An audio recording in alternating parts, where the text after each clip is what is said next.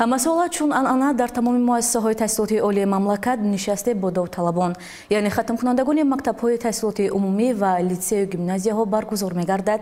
Дар ин замина дар Донишгоҳи миллии Тоҷикистон рӯзи дарҳои кушод доир гардид. Тафсилоти бештар дар ин бора.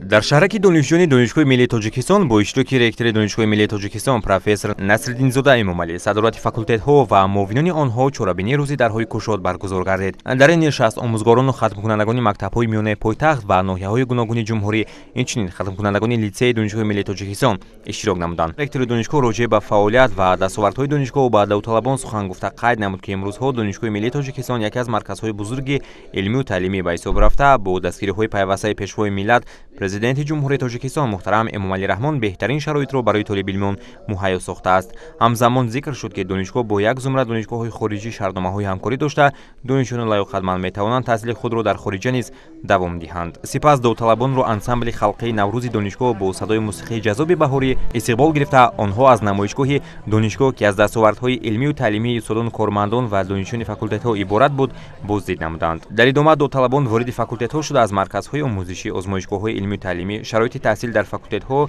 осорхонаи пешвои миллат боздид намуданд. Илова бар ин, барои интихоби касби ояндаи хеш бо масъулини факултетҳо ва зумрае аз омӯзгорон ҳамсӯҳбат шуданд. Дар Донишгоҳи миллии Тоҷикистон донишҷӯён аз рӯи 134 ихтисос таҳсил мекунанд ва давоми соли таҳсили 2024-2025 нақшаи қабули давталабон ба Донишгоҳи миллии Тоҷикистон 92% иҷро шудааст. ҳамчунин гуфта шуд, ки соли 2024 шумораи олимон дар Донишгоҳи миллии Тоҷикистон 20% зиёд шуда, шумораи умумии онҳо 70% омӯзгорони донишгоҳро ташкил медиҳад. Дар донишгоҳ зиёда аз 1300 омӯзгор ба таълим машғул буда ба беш аз 22000 донишҷӯ дарс мегӯянд. Бояд ёдовар шуд, ки дар Донишгоҳи миллии Тоҷикистон 385 нафар шаҳрвандони хориҷӣ ба ҳайси донишҷӯ, магистр, доктор PhD, докторанти анъанавӣ, унвонҷӯ, муҳаққиқ коромӯз таҳсил мекунанд.